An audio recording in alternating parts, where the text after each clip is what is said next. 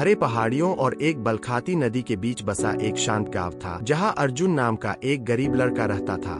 उसके कपड़े अक्सर फटे रहते, पेट ज्यादातर खाली रहता और उसके सपने गरीबी के बोझ तले दबे हुए थे। उसके पिता, जो मजदूरी करते थे, अर्जुन के केवल 7 साल की उम्र में ही चल बसे थे। उसकी माँ, कमजोर लेकिन दृढ़ निश्चयी, कपड़े धोने का काम करके किसी तरह उन्हें जिंदा रखे हुई थी। अर्जुन गांव के एक छोटे से सरकारी स्कूल में पढ़ता था, जहां वह अक्सर चुपचाप अनदेखा सा बैठा रहता। लेकिन उसका दिमाग तेज था। वह पढ़ना चाहता था, अपनी परिस्थितियों की जंजीरों को तोड़ना चाहता था। लेकिन भूख महत्वाकांक्षा को चुप करा देती है। एक दिन भूख की पीड़ा सहन न कर पाने के कारण वह कक्षा में बेहोश हो गया।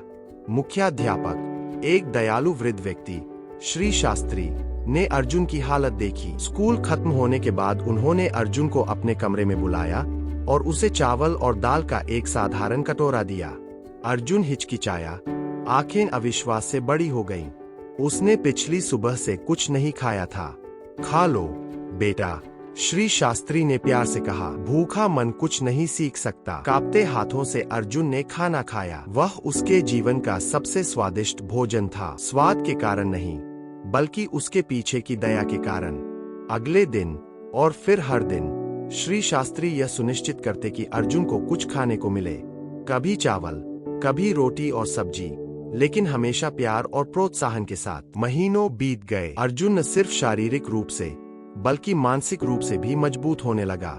वह अपनी कक्षा में अव्वल आने लगा और जो भी किताब हाथ लगी पढ़ डाली। श्री शास्त्री की करुणा से प्रेरित होकर वह हर रात मिट्टी के तेल के दिए की हल्की रोशनी में तब तक पढ़ता जब तक उसकी मां सो न जाए। एक दिन स्कूल की सभा में श्री शास्त्री ने अर्जुन की कहानी साझा की। उसे शर्मिंदा करने के लिए नहीं, बल्कि यह दिखाने के लिए कि करुणा से दी गई एक कटोरी चावल भी किसी की जिंदगी बदल सकती है। साल बीतते गए। अर्जुन ने शानदार अंकों से स्कूल की पढ़ाई पूरी की और शहर के एक प्रतिष्ठित कॉलेज में छात्रवृत्ति हासिल की। जाने से पहले वह सेवानिवृत्त श्री शास्त्री से मिलने गया और श्रद्धा से उनके चरण स्पर्श किए।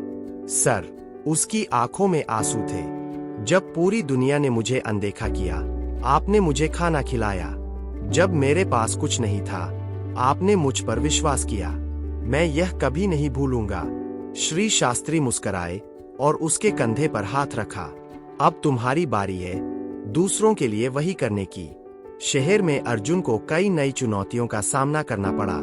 उसे अंग्रेजी में कठिनाई हुई, तेज रफ्तार जिंदगी से तालमेल बैठाना मुश्किल था और अमीर परिवारों के छात्रों से मुकाबला भी आसान नहीं था। लेकिन वह भूखे दिन, वह चावल की कटोरी और वह विश्वास उसे याद आते रहे, जिन्होंने उसे सहारा दिया था। वही याद उसका संबल बन गई। उसने कड़ी मेहनत की, छोटे बच्चों को ट्यूशन पढ़ाकर पैसे कमाए और उनमें से कुछ पैसे अपनी मां को भेजता रहा। कई वर्षों की मेहनत के बाद उसने सिविल इंजीनियरिंग में टॉप रैंक से डिग्री हासिल की। एक बड़ी कंपनी से नौकरी का प्रस्ताव मिला और उसकी जिंदगी बदलने लगी। किराए का छोटा कमरा अब एक सुंदर फ्लैट बन गया। उसकी मां अब कपड़े नहीं धोती थी, वह अब आराम से उसके साथ रहती थी। लेकिन अर्जुन ने अपनी जड़ें नहीं भुलाई थी। गांव छोड़े 10 साल बाद वह लौटा।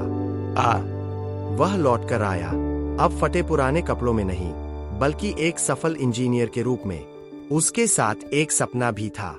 उसने गांव में एक छोटा स्कूल और एक कैंटीन बनवाई, जहां हर बच्चे को मुफ्त भोजन मिलता था।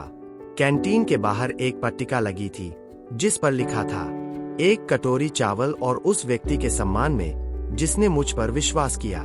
श्री शास्त्री, अब वृद्ध और व्हील चेयर पर निर्भर, उद्घाटन समारोह के मुख्य अतिथि थे। जब अर्जुन ने उन्हें अंदर पहुंचाया तो बच्चों की हंसी गूंज रही थी। बच्चे कतार में खड़े थे भोजन के लिए, ठीक वैसे ही जैसे कभी अर्जुन खड़ा होता था। श्री शास्त्री की आंखों से आंसू बहने लगे। तुमने अपना वादा निभाया, उन्होंने धीरे से कहा। अर्जुन ने सिर हिलाया। सर, आपकी दी हुई उस चावल की कटोरी ने मुझे जीवन दिया।